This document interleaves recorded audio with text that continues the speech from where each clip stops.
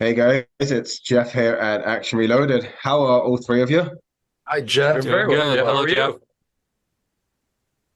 you? I'm good, thanks. Thanks for taking the time to chat with me, guys. I'll try and ask some questions you haven't been hearing for the past 2 hours, but I can't guarantee that will happen. We appreciate the effort. So gonna, I'm going to start with Brock. So you were the writer and director of this. So what inspired you to write the shift? Well, it was thinking about just those times in our lives when we have a difference of opinion on reality with people around us. The times when my wife is wondering if I've paid the bills, and I say, I have no idea what you're talking about. I don't remember promising to do that. And you think about the way the multiverse works as we understand it through science fiction, and the idea that our choices, even the small ones, there's another version of us out there in some other world that made a different choice. And just thinking about the confusion and the chaos that could happen if we were being moved between those worlds, if we shifted between those worlds, and if somebody could do that to us, and the confusion and the chaos that that would cause, because we'd all have our own version of reality, which is a little bit how it feels sometimes in this world, that we're all having our own versions of reality, and that's where so much of this conflict comes from. So it lended itself well to a sci-fi concept in this story. And have you ever thought about like have you actually ever sat down and thought, what if there is a different me in a universe and what would he be like? Because I'm going to say I've thought that before, and I'm like, do you know what? I wonder if the other me wouldn't like movies. What would he be like? You know? Well, this guy got to think about it a lot, because in this It's movie, true. he could play a whole bunch of different versions of the same guy, and you had a heck of a lot of fun with The that. slimy gangster version of you is my favorite of the films. Yeah. Tasty. I was a 14-year-old kid, and I went to boarding school, and I was in a bookstore in Pacific Grove, California. And I remember drawing on a little piece of paper, what if every choice I make leads to one reality? And what happens? And I did this entire illustration. I must have been 15 years old or 16 years old. Uh-huh. So this idea of a multiverse was so delicious to jump into. And this idea of like, are the alternate versions, they would be contrary to you because they're based on choices you don't make or did make.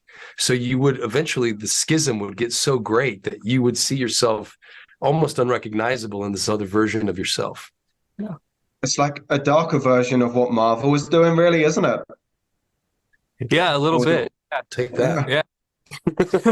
Right. That's yes, more reality based. Yeah. So Neil and Christopher, what were your initial draws to the script? Oh, mine wasn't a draw. Mine was a pushback. I was originally asked to play the character, and I said no because, I played some pretty delicious villains in my life, but to play the devil, I thought was just a little too far. And, being such a God-fearing guy that I am, I didn't think it was the right thing to do.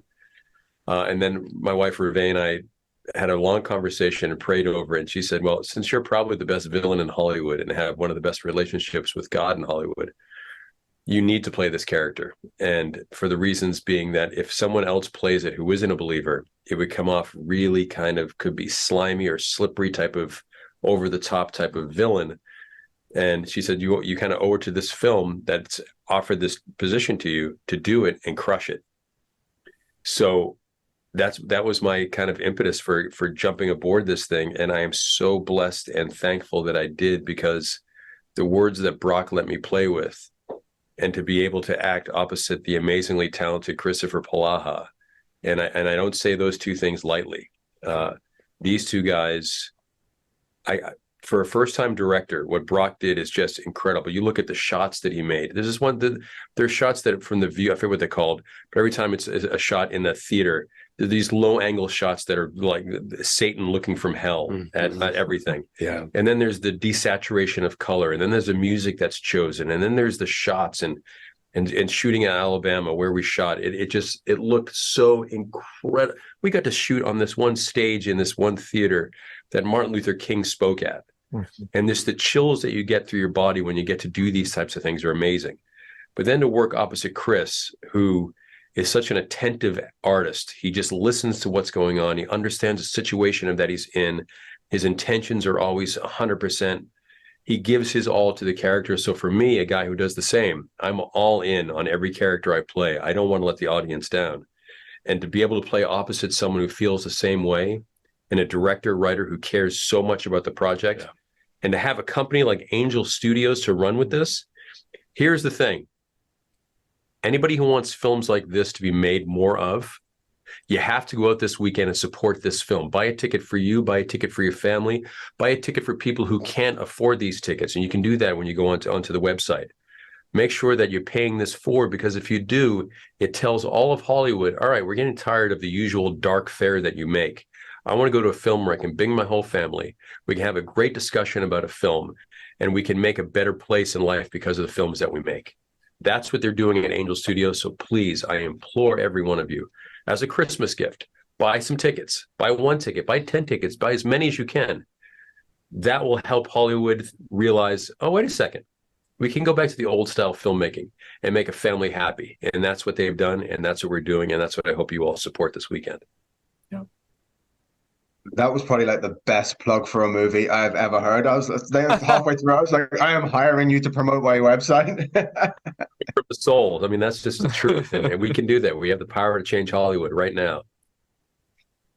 And one of the questions, Neal, I have to ask you because of your resume, how does it feel being like the best villain in Hollywood? Like every time I see your name attached, I'm like, I'm there.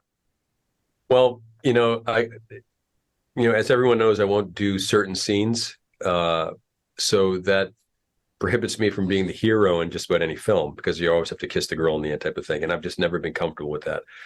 And everyone says, yeah, but you've killed 1 million people on screen. I'm like, yeah, but I'm not actually killing anybody. So it's just a different thing for me. I'm that old fashioned Irish guy that I am. I can't get out of that. So my goal was to provide for my 5 kids and my amazing wife. I'm going to be the best villain out there. And I think that all those villainous roles that I had culminated into a performance in this film that allowed me to be completely free as this type of character. And by doing so, because of Brock's direction and his words, and working opposite guys like Chris and Sean Astin is just remarkable in this movie, that this is one of my proudest moments as an actor. And there's one moment in the film at the end that I won't tell you about, that you feel compassion for the devil. That is just one of my favorite moments I've ever had as an actor. And I can't tell you how blessed I am to be part of it. Knowing what it's like to put a film together, I'm curious, Brock, what your reaction was when Neal McDonough signed on to play the villain, because you must have been, how did that feel? I mean, look, I've been following Neal's career since the 90s. So, I'm as big a fan of him as everybody. And have I been doing it that long? I mean, I think so. If I have my Town. It's the best. But that was a flawed character.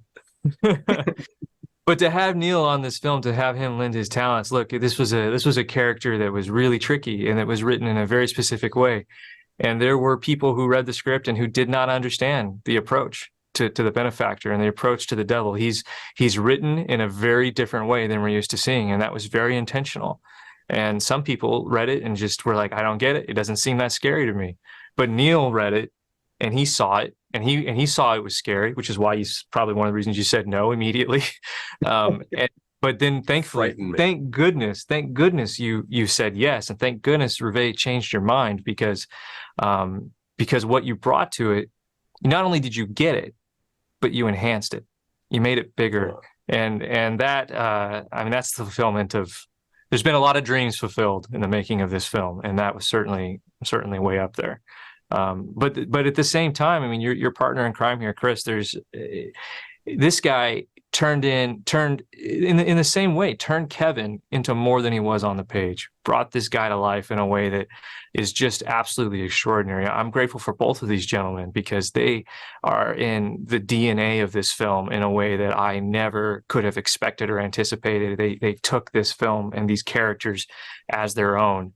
And Kevin came to life in a way, Chris says often that Kevin's kind of my avatar in the film, and he is a little bit.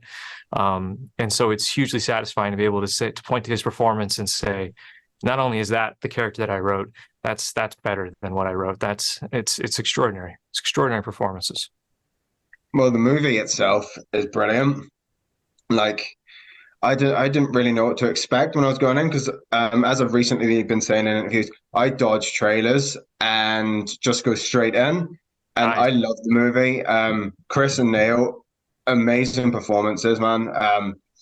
Could not fault anything. And it's one of them movies that even though it wraps, you want more. So, Brock, please keep delivering, man.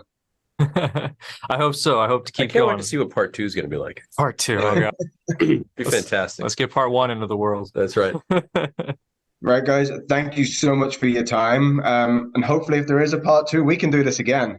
That's right. Absolutely, man. Please, everyone, support the shift this weekend. Go out and see it. Buy tickets, and let's send a message to Hollywood. Here we go. Yeah, because it's not just about a part 2, and who knows if there'll be a part 2. Right. But this type of film, we want to see more of these types of films. We have to support them. With your dollar. You got to vote with your dollar. You gotta That's make the what it's box about. office extraordinary and wake up. It's really about speaking to the industry and saying, hey, these are the movies we want. We're willing to go buy, pay ticket money to go buy and see these things in theaters where they're meant to be made. The opening shot is so beautiful, the scope of it and how big the world is. And then we learn that it's not my world, which means there's other world. Everything in the first 2 seconds of the film, you're like, I'm in. Mm-hmm. And only in the theaters because it's grand and you're washed in sound, you're washed in light. And then if you see it again, you see stuff that you didn't see the first time, which is what happened at our world premiere the other night. I was like, oh my gosh, I didn't even see all that because there's this precision in the editing and the storytelling that's so beautifully intricate. It's wonderful. I'm so proud to be a part of this thing, man. Ready to go, Brock. Thanks for making the movie. Thanks you guys. Thanks for making it good. And thank you so much for joining me to chat about it today, guys. And best of luck on the release this weekend. Thank you, Thank you Jeff. so much. Thank you so much, Joe.